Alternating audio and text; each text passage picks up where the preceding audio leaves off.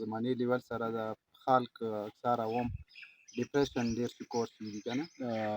د داسې څه تدابیر دي چې دي نه مو بس بچاو وکړو؟ کسا ډیر بهترین سوال دی دا. ډیپریشن ځنه کسان دوره شکار شي، ټینشن مریضان شي.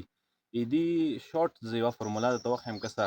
یوه دا دی چې انسان په کار دی منفي نیګیټیو سوچ لرلې ولا خلکو نه کناره کشي اختیار کړي.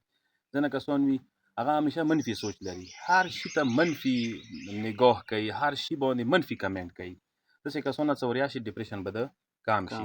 دویمه خبره ده چې مسایل و مشکلاتو نه انکار نه دی پکار. ځینې وخت کې مسلې سره مشکل سره روبرو شو انکار ما ونه کوه، بس ټیک دی دا یو حقیقت دی، وشو مسله جوړه شوه دې دپاره حل چې دی سوچ ما پکوه، عمل وکړه، حرکات وکړه، تحرک وکړه، میدان ته راکوشه، هغې مسلې حل کولې دپاره حالې ځالې وکړه. لیکن مثال در کوم انسان اقتصادي تنگ دستی شکار شي واشسته که روزانه مطلب بیشتری که سوچونه پکوي، سوچونه ما پکوه، روزه میدان ته روزه، ګراوند ته روزه، کار وکړه، همت وکړه، مزدوري وکړه، محنت وکړه. هغې نه علاوه یو شی دا دی موږ ځینې وخت کې ځینې ځوانان دي غمګینې ګانې بیا ورته واوري. کسه ځینې غمګینې ګانې دي دا څه واوري دا ډیپریشن د یو زیاتوي. پرېږده دا شونه غمګینې ګانې دا شونه ما ورته واوره.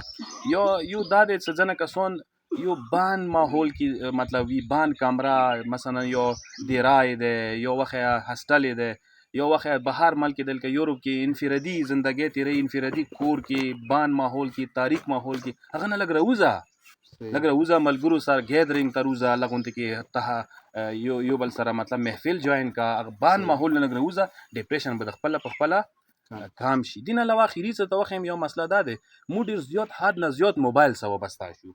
کوم کسان څه حد نه زیات موبایل سره وابسته شي که نه 24 غنټې کوپارای موبایل کې منډلې وي، دا یوه مجازي دنیا دی، ورچوال لایف دی، دغه نه راوځه ریل لایف ته، ملګرو سره، خپلوانو سره، فیملی والاو سره، یار دوست سره میلاو شه، ګیدرینګ وکړه، زندگی به د څه شي خوشګواره شي، ډیپریشن ټینشن به د کم شي.